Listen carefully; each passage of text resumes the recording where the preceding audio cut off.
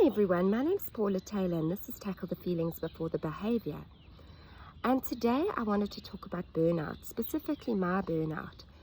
I burnt out in 2015 after working with really high-risk families in Melbourne and not really being so aware of my own trauma. I did know the grief that was there. It was traumatic grief, complicated grief. My mother was murdered, and so I always knew that was there. But working with families triggered off a whole bunch of things that I wasn't aware of within myself.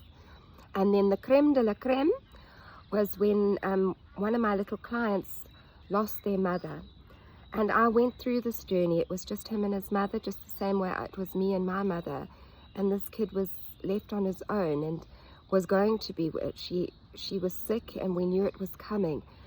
And so working really, really hard to keep this kid safe, get his gran out from overseas and work with zero money and as English as a second language, it took a humongous toll and it triggered off so much within me, as well as some other really sticky cases. And I pushed and I started seeing a therapist, a really, really good one.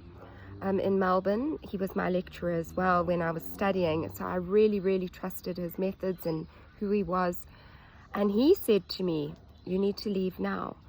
And I didn't listen. And I pushed through way past what I was supposed to push through, and ended up knocking myself back for 7 months. Luckily, I was in a position where I had a really great partner and his family who helped me and took care of me for that time, because I was just finished and I didn't ever want to do therapy again. I didn't be a therapist. I didn't want to work in mental health or with people.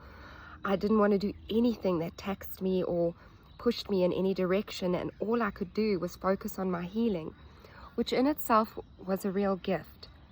But to say that I've never been the same again is an understatement. And that's sort of the warning I want to give people today. Those people who are workaholics, who push themselves or put everybody's needs ahead of their own. It can be really, really destructive in a really long-term sense. Those who know me will wonder why I don't, have a bigger caseload. I'm not sort of thriving, even though I've got everything lined up to thrive. And it's literally my energy. Once you've burnt out, or when you're burning out, energy is a real struggle. You use so much energy in that survival state of anxiety and so much worry of yourself, of what's happening to you and why can't you do it, and that self-deprecation and shame of why can't you get yourself going, get up, do it, what everybody else is this just me, what is wrong with me? And that combination of shame and disgust and anger and frustration and extreme anxiety, as well as all those triggers of everything that's coming up for you, it depletes you. And it depletes you to a point of, for me, I was out of work for 7 months. 7 months of not being able to do more than 1 or 2 things a day. And although I was applying for work, I wasn't putting energy into it in Melbourne. I was sort of trying to find something that wouldn't drain me, that wouldn't shake my world, and everything in this world shakes your world. It's very hard to avoid.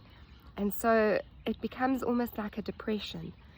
And it's really, really difficult to slow down and to rest and to let your body take the time it needs.